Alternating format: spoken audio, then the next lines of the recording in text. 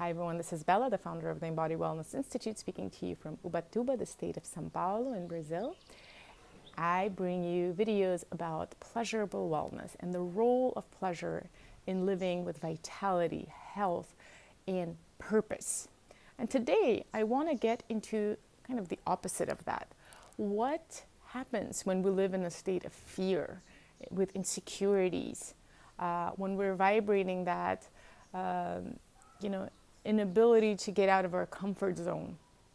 And I want to show you how the state of fear has impacts on our physical health, emotional well-being, and purpose. And so you can understand why I promote pleasure and why I promote the state of living in vitality. So there are different layers of explanations for this. I'll start with the physical one. When we're in a state of fear, and this happens at a very involuntary level. As soon as we perceive fear, we might not be scared, like, oh, I'm scared. Most of us don't feel that, but the fear can happen at a very subconscious level, like if you're watching scary movies or if you are watching really bad news about what's happening in the real world. You might not say like, I'm so scared, but you will get into the state of fear because everything happens through subliminal cues that we receive, and our body starts literally shutting down, because evolutionarily we were created in a way that when we were faced with fear, and back then fear was always real, our bodies needed to shut down and either freeze to for your predator to think you're dead, or for you to activate your fight or flight reaction so you could run away or fight that predator. And when that happens, everything else in the body shuts down. Your immune system stops working altogether, your digestive system, you obviously become really alert, and that puts you at that acute level of stress. Back in the day, in ancestral times, that was a great thing, because then it made us much more. It contributed to the survival of the fittest, right? And that's why those that were able to turn that stress on immediately were rewarded, and those were the genes that were passed on. But in the modern world, when we are put in the state of fear, normally we don't do anything about it, and we stay in the state of fear. Becomes chronic stress, right? Our body is constantly on alert and it can't shut down, so it can't sleep well. Your sleep is compromised, which is one of the greatest boosters for health and immunity. This is when the real magic of fighting pathogen happens, of regenerating your cells. So if you're not sleeping well, your health suffers. Your immunity literally goes on standby when you're in a state of fear. And your digestive system, which is actually, many of the, Ayurvedic, Asian philosophies say that all of our health begins in our gut. So if your digestion is not working, you're not absorbing the nutrients, your microbiome is compromised, and your health suffers. It's a very direct link between the states of your emotional well-being and your physical health.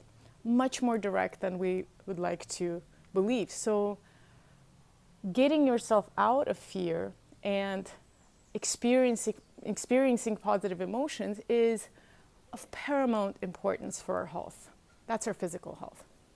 At an emotional level, it makes a little more sense to most people how that works. So obviously, if you are experiencing fear, you are also producing how does fear communicate with our body? Through hormones, right? Through our body releases with cortisol and adrenaline. It prepares us for the fight or flight. Those hormones are great, and they could be really helpful for us when we need them. But when they're constantly circulating in our body, they create toxins. So this is still at a physical level, actually. They create these toxins, and they create, their accumulation can cause our biochemistry to change, the pH of our blood to change. but they also affect our emotional well-being in some extremely negative ways. So we can be much more prone to states of depression, anxiety, panic attacks when we're facing constant fear.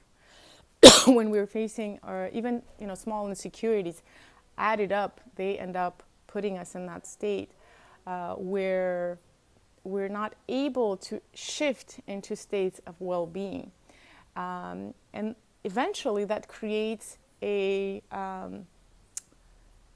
your body kind of puts you into negative mindsets much quicker, right? You start seeing the reality as scary out there. So your mind works really well. If you start believing that your reality is scary, then your mind helps you get into that state quicker.